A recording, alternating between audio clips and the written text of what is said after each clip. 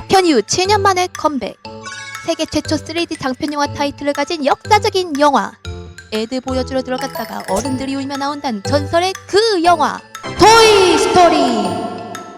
시리즈 최신작 토이스토리5의 개봉일이 얼마 남지 않았습니다.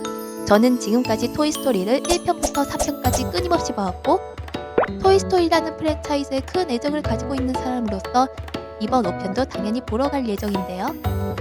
지금까지 공개된 공식 트레일러와 정보들을 바탕으로 5편의 핵심 내용들을 정리해봤습니다.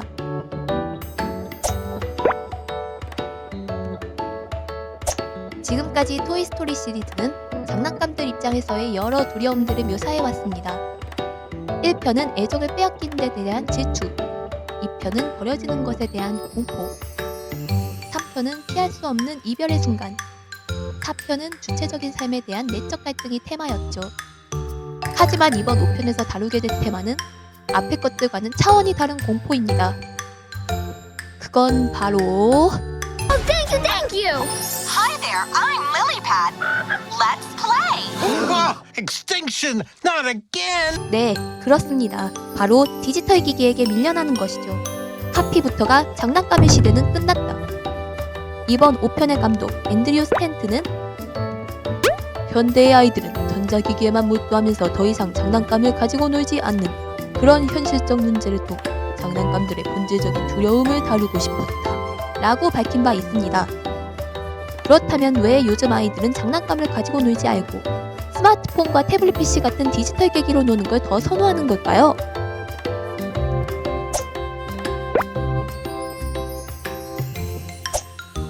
첫 번째 이유는 자유시간의 감소. 즉, 장난감을 가지고 진득하게 놀 수 있는 물리적인 시간과 공간이 줄어들었기 때문인데요.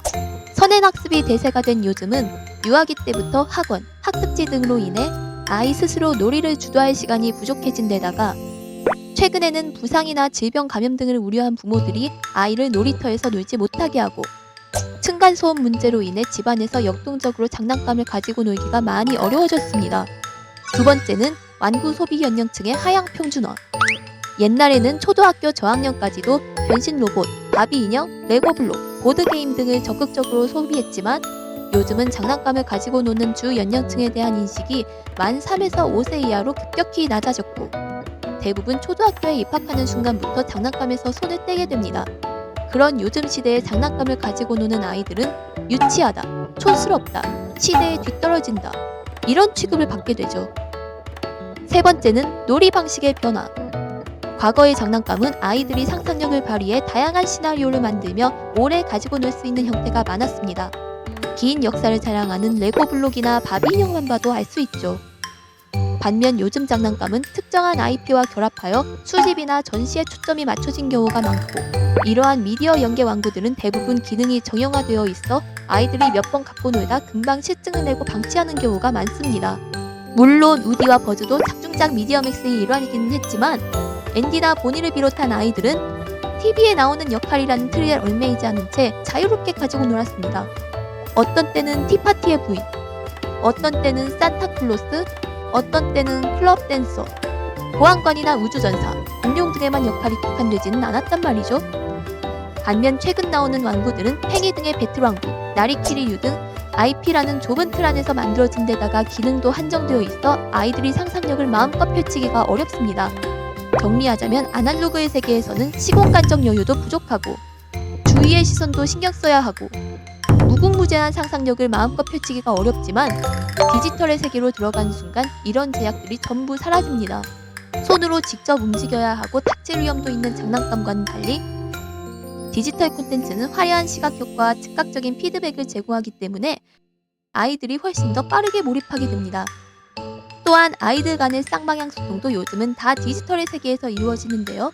요즘은 다치거나 병 옮을 위험이 큰 놀이터에서 노는 것보다는 마인크래프트, 로블록스 등의 안전한 메타버스 공간에서 아바타로 만나 쉽고 빠르게 소통하는 것이 더 익숙한 놀이 문화가 되었습니다. 디지털 공간이 아이들의 새로운 놀이터가 되는 셈이죠.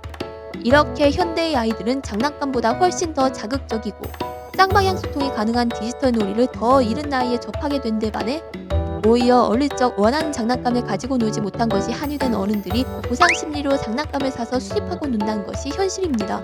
완구업계에선 이를 KGOI라고 부르기도 하는데요. 그래서 요즘에는 시대에 적응하기 위해 완구의 증강현실이나 IT 기술을 접목하려고 애쓰고 있는 상황입니다.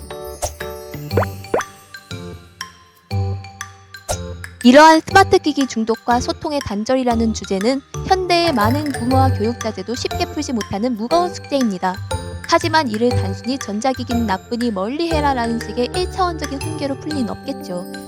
기술은 사람을 고립시키기도 하지만 올바르게 쓰인다면 멀리 있는 가족과 영상통화를 하거나 가족, 친구와 함께 게임을 즐기게 해주는 소통의 창구가 될 수도 있거든요. 즉, 기기를 버려라가 아니라 어떻게 관계를 위해 지혜롭게 쓸 것인가에 대한 해결책을 제시하는 거죠. 그리고 토이스토리 특유의 어른들을 울리는 센스 역시 5편에서도 과감히 드러날 것이라 예상됩니다. 장난감은요, 단순한 놀잇감을 넘어서 아이와 부모 또는 형제자매나 친구들 간을 연결해주는 소통의 도구이기도 하단 말이에요. 장난감은 아이들의 무한한 상상력이 존재하는 한 누구의 마음속에서나 언제든 살아 움직일 수가 있죠. 이를 통해 차가운 차각형 화면 속의 세상이 아닌 화면 밖 세상에서 눈앞에 있는 소중한 사람들과 눈을 맞추고 손을 잡으며 장난감이라는 소통수단을 이용해 단절된 시대 속에서 다시 사랑으로 이어지는 것을 보여주며 외로운 현대인들의 마음을 어려준줄 것으로 기대됩니다. 그럼 개봉 후 감상후기에서 다시 찾아뵙겠습니다. 다음 영상에서 만나요.